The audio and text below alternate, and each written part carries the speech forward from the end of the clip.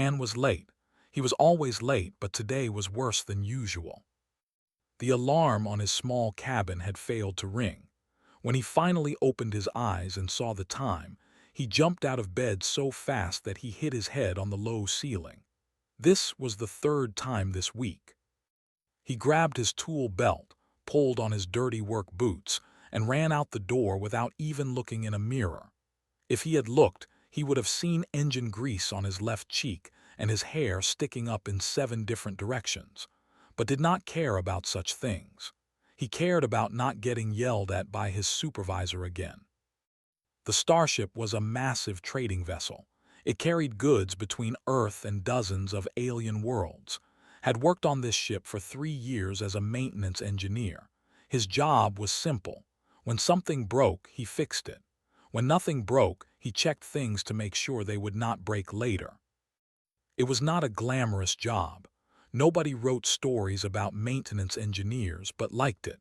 He liked working with his hands. He liked solving problems.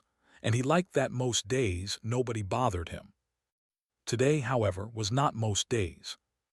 Ran through the corridors of Deck 5, then Deck 6, looking for a shortcut to the engine bay. The normal route would take 10 minutes. He did not have 10 minutes. He needed to find a faster way. He stopped in front of a door he had never noticed before. A small sign next to it read Deck 7 Access. Had never been to Deck 7. He had heard it was used for special guests and diplomatic meetings, but right now it looked like a shortcut. He pressed the button and the door slid open. The corridor on Deck 7 was different from the rest of the ship. The walls were decorated with strange patterns. The lights were softer, almost purple, felt like he had stepped into a different world. He walked quickly, looking for another door that would lead him back to the main corridors. His tool belt made small clinking sounds with each step. In his left hand, he held a protein bar. He had grabbed it from his cabin, planning to eat it on the way. He had already taken 3 bites.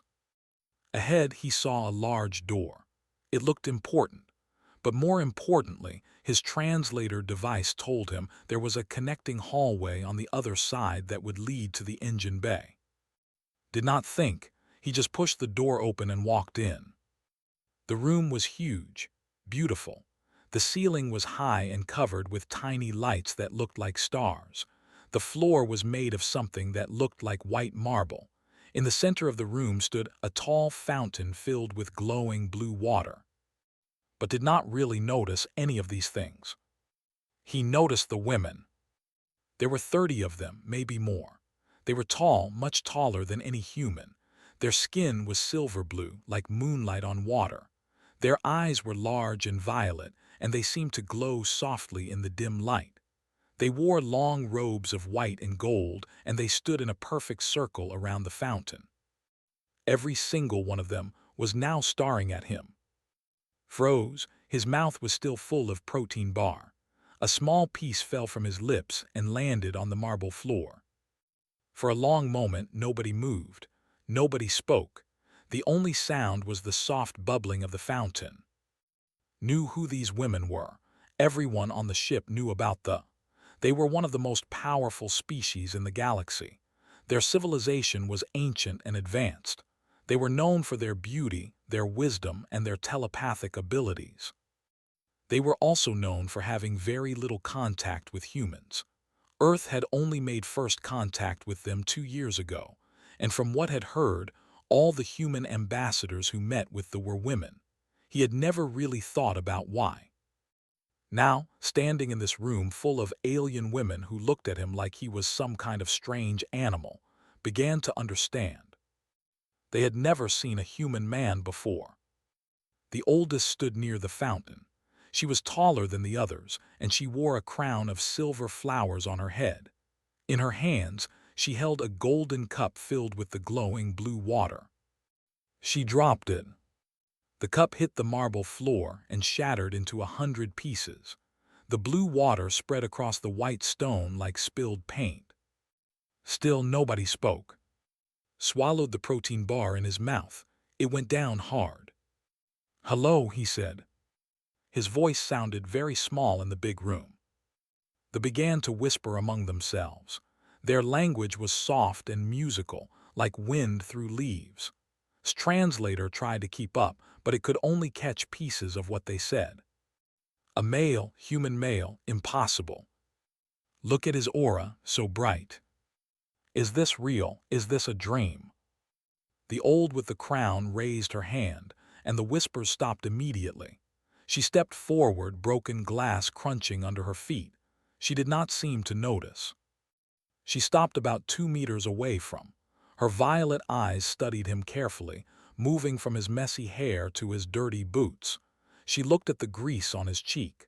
She looked at the half-eaten protein bar in his hand. Suddenly felt very aware of how he must look. A short, messy human standing in the middle of what was clearly a very important ceremony. He probably smelled like engine oil. I am High Priestess Lyra, the old said. Her voice came through his translator, calm but full of wonder. You are a human male. Nodded, yes, I am Han, I work in the engine room. He paused. I think I took a wrong turn. Lyra tilted her head to the side. A wrong turn, she repeated. Yes, I was looking for a shortcut. I am late for work, pointed at the door behind him. I should probably go. He turned to leave, but suddenly there were 3 standing between him and the door. He had not even seen them move. They were fast. Please, Lyra said, do not leave yet. Turned back around. The other had moved closer now. They formed a loose circle around him, their violet eyes wide with curiosity. One of them, a younger with shorter hair, reached out her hand toward him.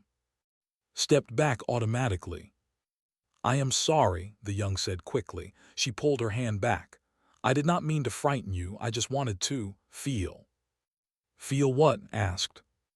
Your aura, Lyra explained.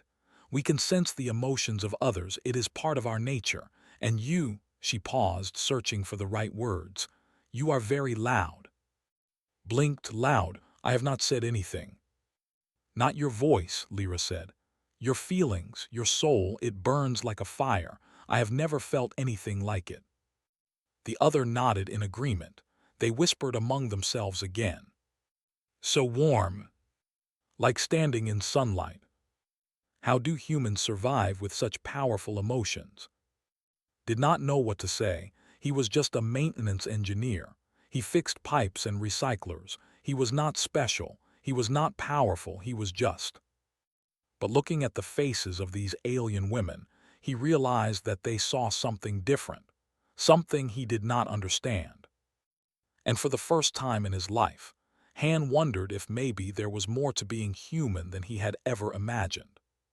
Stood very still as the women moved around him. They did not touch him, but they came close. Some of them closed their eyes and tilted their heads, as if listening to music that only they could hear. Amazing, one of them whispered. Beautiful, said another. Felt his face grow hot.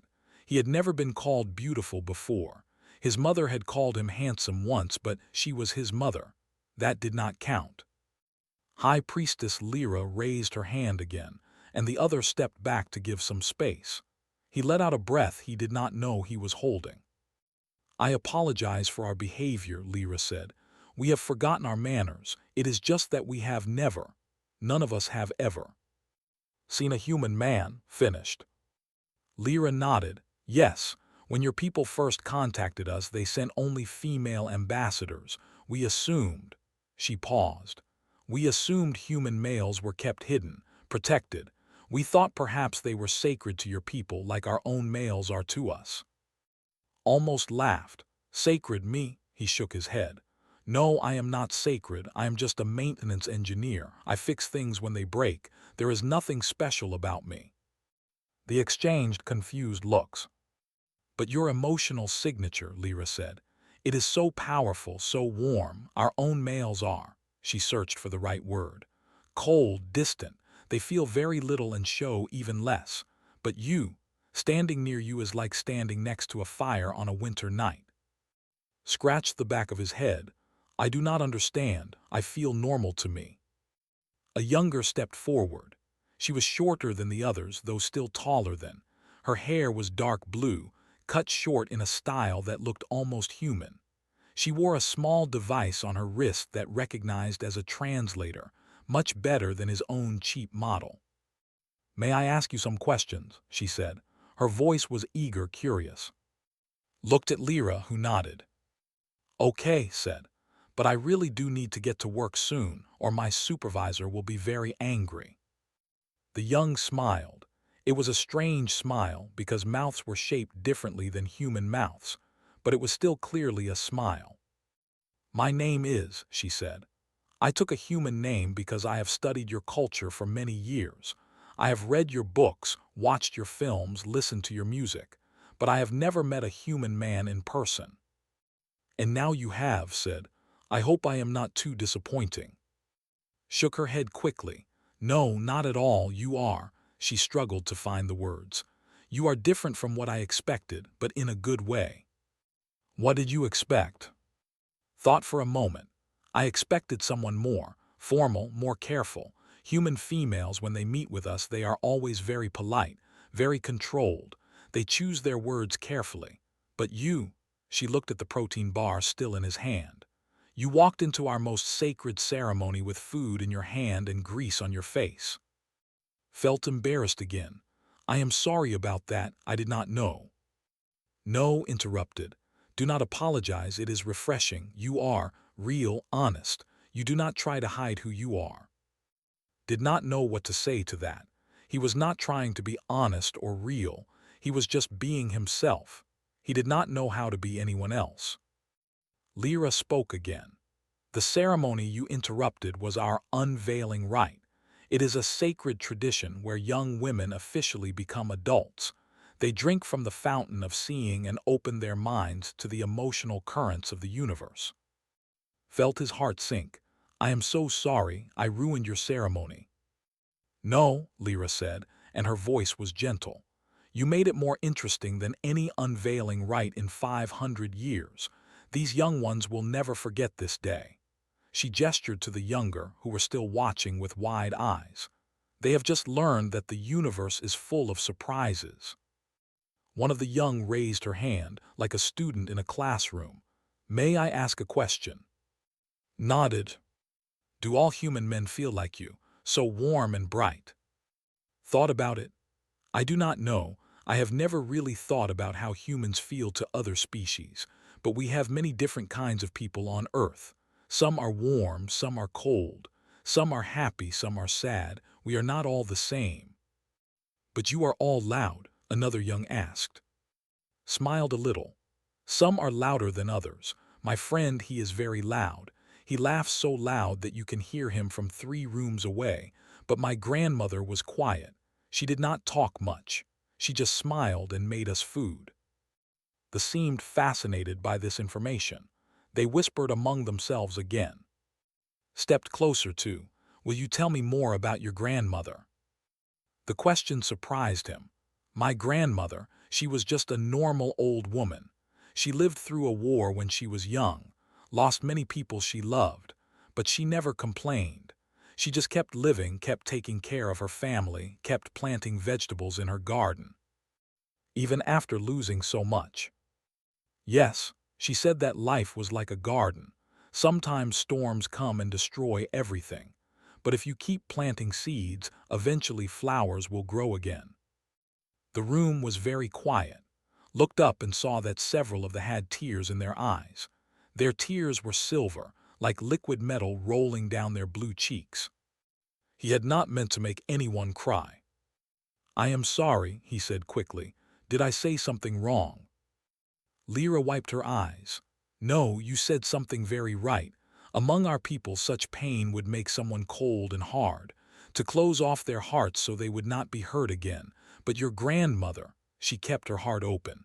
She kept loving. She kept hopping." "Is that strange to you?"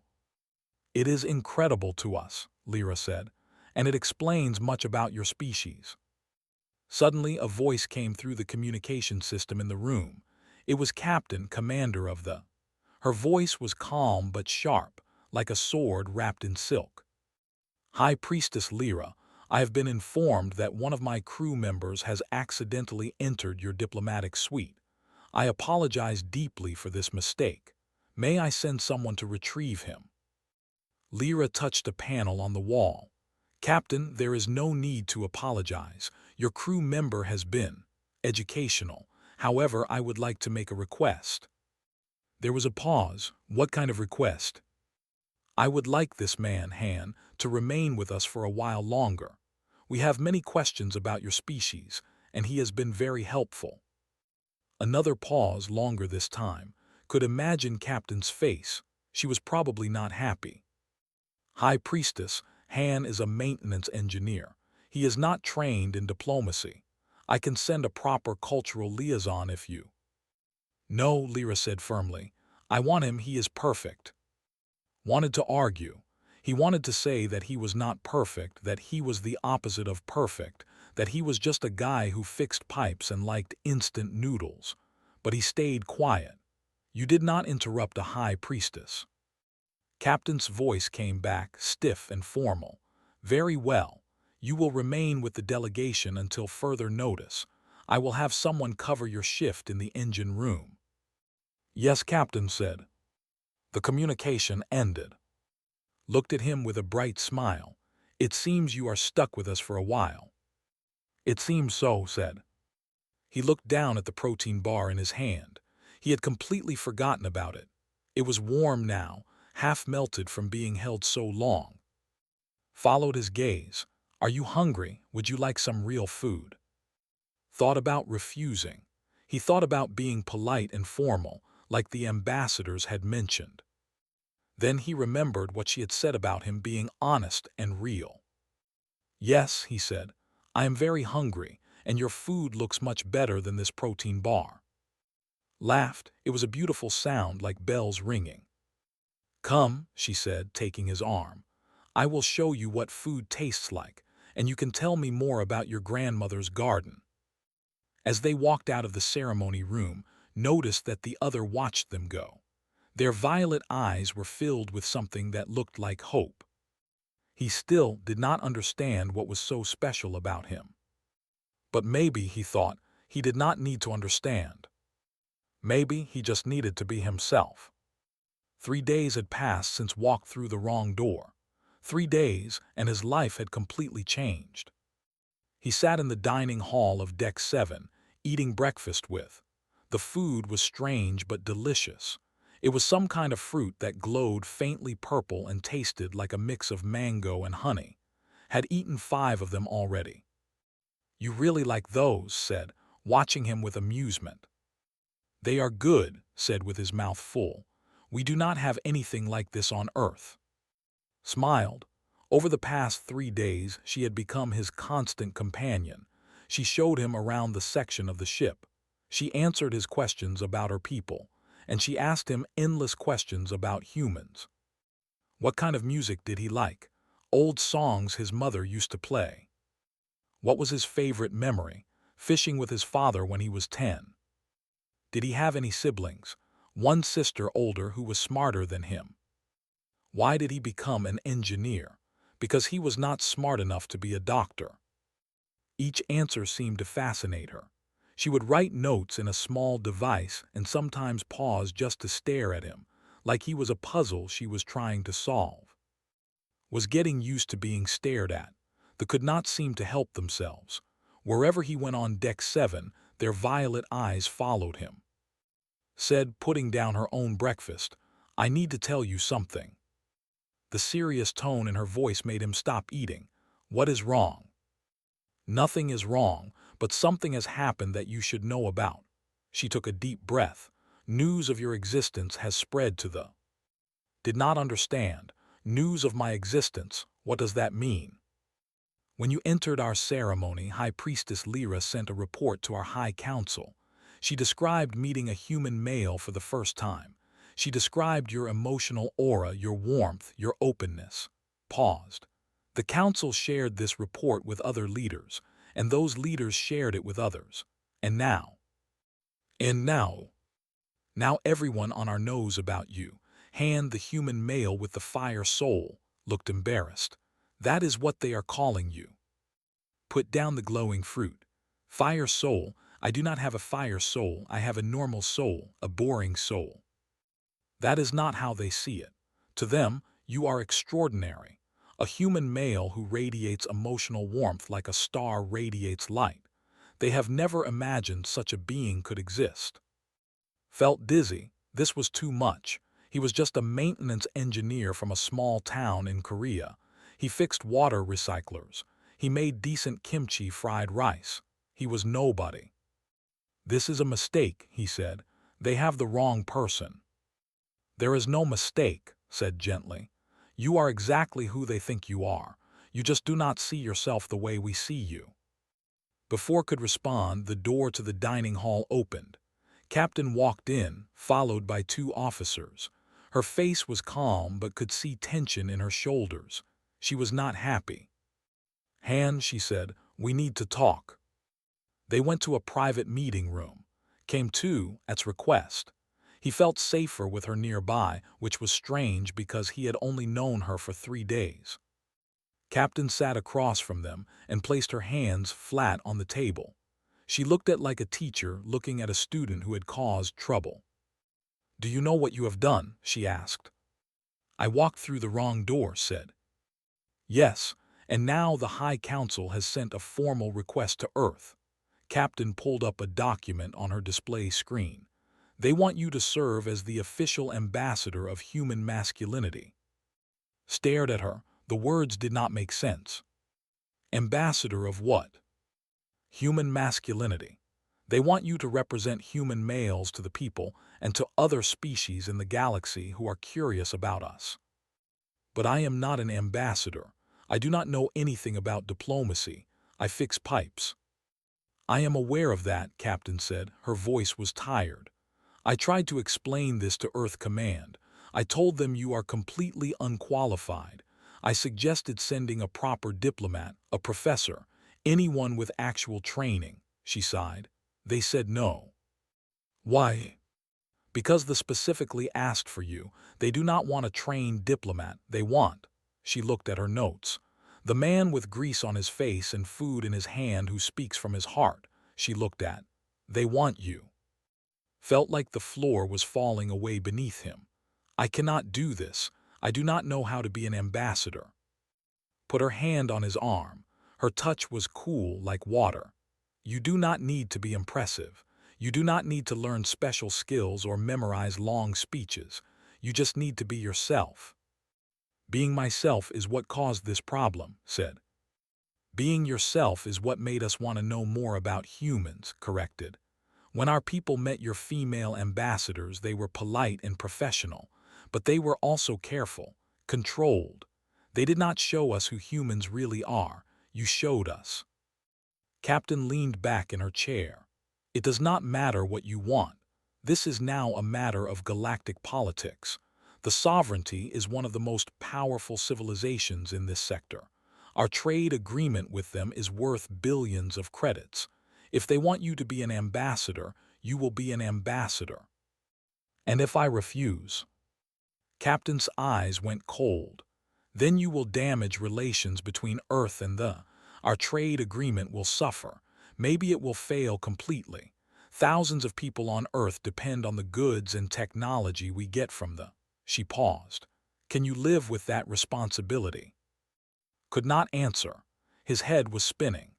This morning, his biggest worry had been whether there would be any of those purple fruits left at breakfast.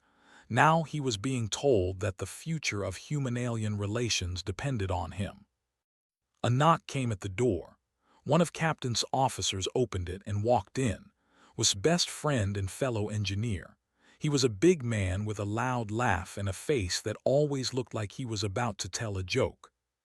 Right now, he looked like he was about to explode with excitement. Shouted, "Is it true? Are you really going to be an ambassador? Are you going to meet alien leaders? This is amazing." "It is not amazing," said miserably. "It is a disaster." "A disaster? Are you crazy?" Sat down next to him and slapped him on the back. "You accidentally became famous in the entire galaxy. You are the luckiest man alive." "I do not feel lucky." "That is because you do not know how to see a good thing when it happens to you." Grinned at. You are the alien friend, yes. I am. Is my friend really as special as everyone says? Smiled, yes, he is. See, pointed at. Even the aliens think you are special. Stop complaining and enjoy this. Looked at his friend, then at Captain. Everyone was waiting for his answer. He thought about his life on the ship, fixing pipes, eating protein bars, calling his mother every Sunday. It was a simple life, a quiet life. He liked it. But now the universe was asking him for something more. He remembered his grandmother's words about gardens and storms. Sometimes storms come and destroy everything. But if you keep planting seeds, eventually flowers will grow again. Maybe this was a storm, or maybe it was a chance to plant new seeds. Took a deep breath.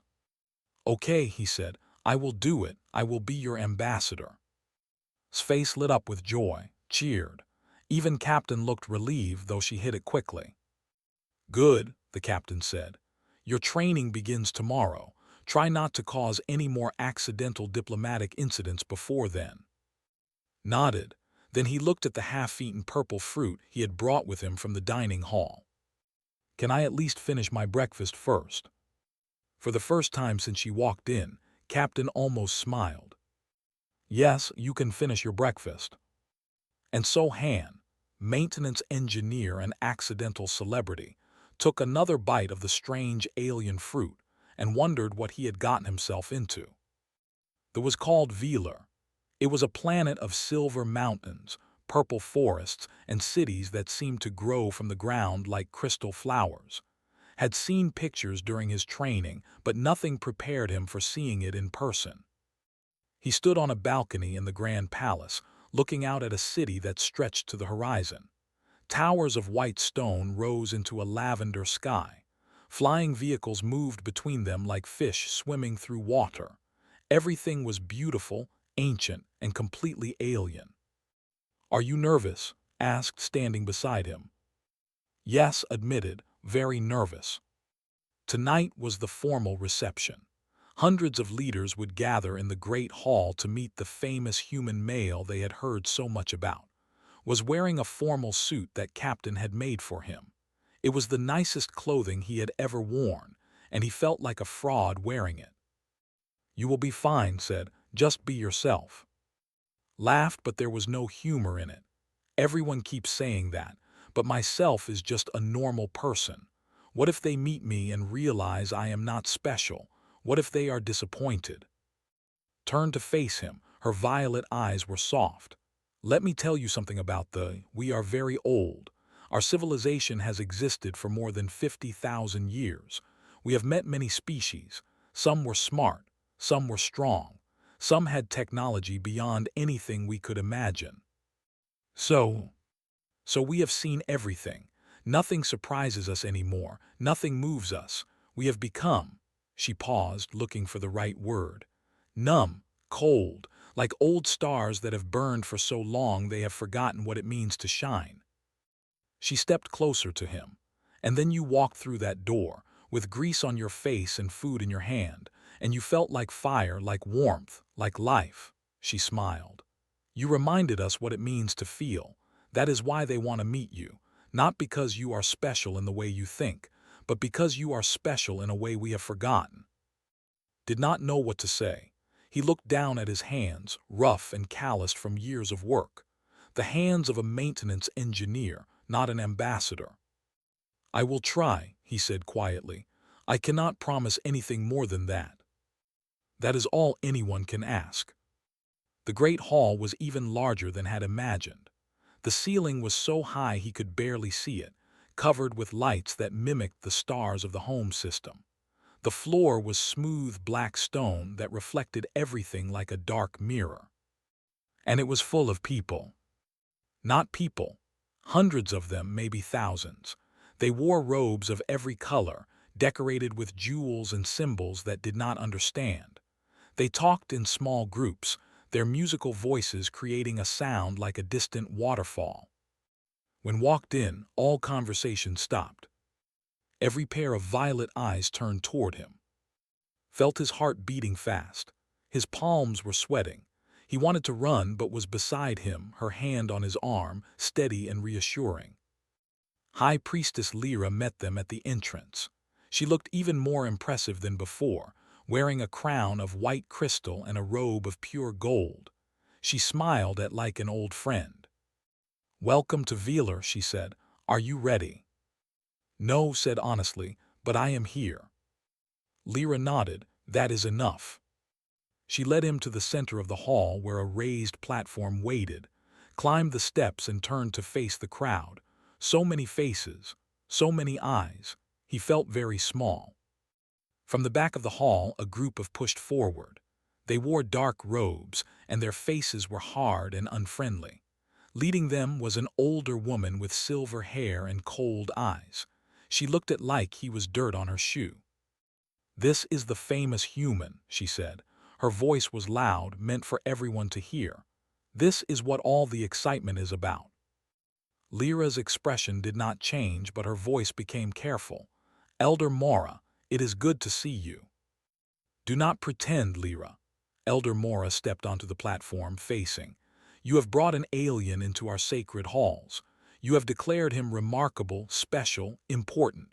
But I see nothing remarkable here. I see a small creature with dirty hands and simple eyes." Murmurs spread through the crowd. "If human males are so extraordinary," Elder Mora continued, "let this one prove it. Let him show us some exceptional quality that makes him worthy of our attention. Otherwise, he is merely a curiosity, an animal to be studied and discarded." Silence fell over the hall. Everyone waited. Looked at Elder Mora. He looked at the crowd watching him with mixed expressions. Some were curious, some were hopeful, some were skeptical.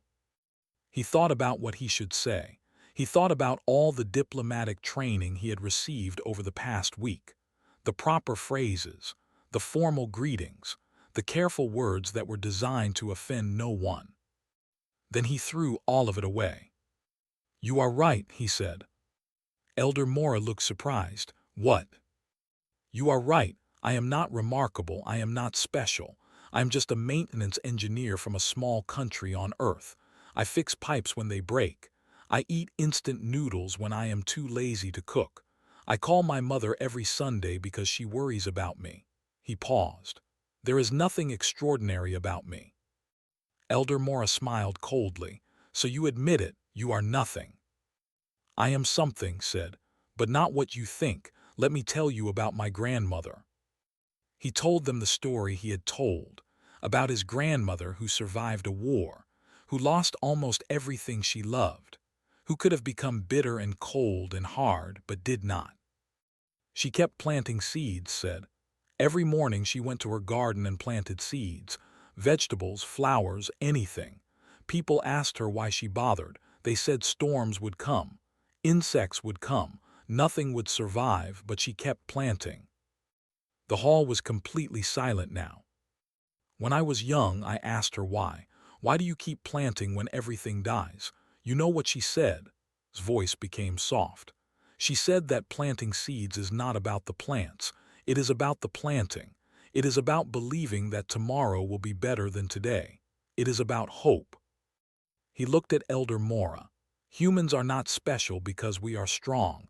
We are not special because we are smart. Some species are stronger than us. Many species are smarter than us, but we keep going. When we fall, we get up. When we fail, we try again. When we lose everything, we plant new seeds." Looked out at the crowd. Many of them had tears running down their faces, silver tears on blue cheeks. "You say I am not remarkable. You are right, but neither was my grandmother. She was just an old woman who loved her garden, and she was the bravest person I ever knew." He paused. "That is what humans are. We are not heroes. We are just ordinary people who keep trying, keep loving, keep hopping, even when it hurts, even when it seems pointless, even when the whole universe tells us to give up." He stopped. His throat felt tight. He had said too much or not enough, he was not sure which. Elder Mora stared at him. Her cold expression had cracked just a little. Her eyes were wet, though no tears fell. She opened her mouth to speak, but no words came out. For the first time in a very long time, Elder Mora had nothing to say. The silence stretched. Then from somewhere in the crowd, began to clap, then another, then more. The sound grew, filling the great hall like thunder. Was crying openly, her silver tears running down her face. Even High Priestess Lyra wiped her eyes. Stood on the platform, overwhelmed. He had just wanted to tell the truth. He had not expected this. Elder Mara looked at him for a long moment. Then slowly she bowed her head. "I was wrong," she said quietly. "You are not nothing, you are something I do not have words for." She turned and walked away, her followers trailing behind her. The crowd parted to let them through, then closed again, pressing closer to the platform. Reached out toward, not to touch him but to be near him, to feel his warmth. Later found him on the balcony again. He was looking at the stars, his mind far away. "You did well," she said. Shook his head. "I just told the truth. I did not do anything special."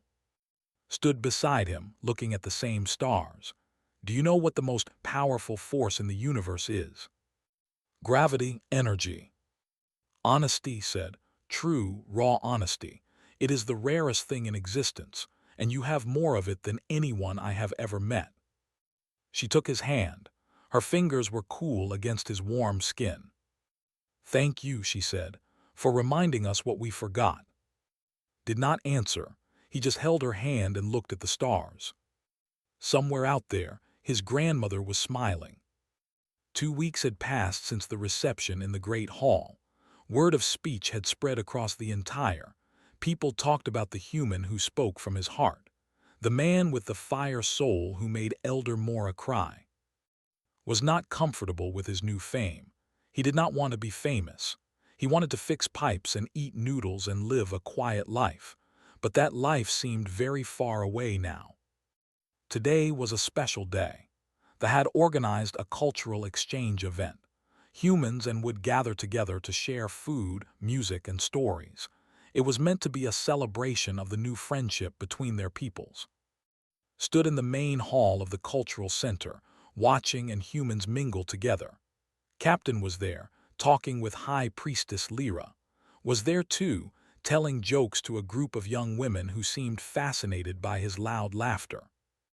Appeared at side. She looked beautiful in a dress of deep blue that matched her hair, but her expression was worried. "Something wrong?" asked. "I do not know, maybe." She looked around the room. "Have you noticed the guards?" Had not noticed, but now that he looked he saw what she meant. There were more guards than usual, and they seemed tense, their hands near their weapons. "What is happening?" Before could answer, there was a commotion at the entrance. A group of in dark cloaks pushed their way into the hall. They moved fast, knocking aside guests who got in their way. Guards shouted and tried to stop them, but they were too slow. The cloaked figures spread out through the hall, surrounding the crowd. Counted 12 of them. They carried weapons that looked like small rods made of black metal.